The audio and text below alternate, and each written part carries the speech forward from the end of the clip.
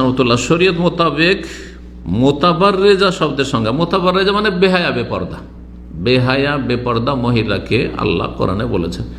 হ্যাঁ, মোতাবাররেজা শব্দটি বলেননি, কিন্তু বলেছেন যে ওয়ালা তাবাররাজনা তাবাররুজাল জাহিলিয়াতিল উলা ওয়াকারনা ফি বুয়ুতিকুন্না, হে নারীরা তোমরা তোমাদের বাড়িতেই থাকো, বিনা কাজে রাস্তাঘাটে মাঠে আর দোকানপাটে এইসব ঘুরে বেড়াও না, আর একাকার পুরুষদের সাথে হয়ে যাও না, কারণ এতে ফিতনা রয়েছে, ধর্ষণের আশঙ্কা আছে, যৌন নির্যাতন, আজকাল যৌন নির্যাতন, যৌন হয়রানি হচ্ছে, বুঝছেন এগুলো কথা, তাই না?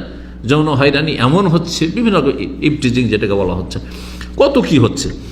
তো বেহায়া বেপর্দা হওয়াকে, বেহায়া বেপর্দা মহিলাকে মোতাবাররেজা বলা হয়, কারণ আল্লাহ বলছেন যে তোমার বাড়িতে অবস্থান করো, ওয়ালা তাবাররাজনা তাবাররুজাল জাহিলিয়াতিল উলা, প্রাচীন যুগের জাহিলি যুগের বেহায়া নারীদের মতো তোমরা বেহায়া বেপর্দা হয়ে ঘোরাফেরা করিও না। তারপরে আসল প্রশ্ন করছে, যেসব মহিলারা ফেসবুকে মেকআপ ছাড়া মুখ দেখানো ছবি পোস্ট করে তারা কি এর অন্তর্ভুক্ত? হ্যাঁ, ওর অন্তর্ভুক্ত। কেন?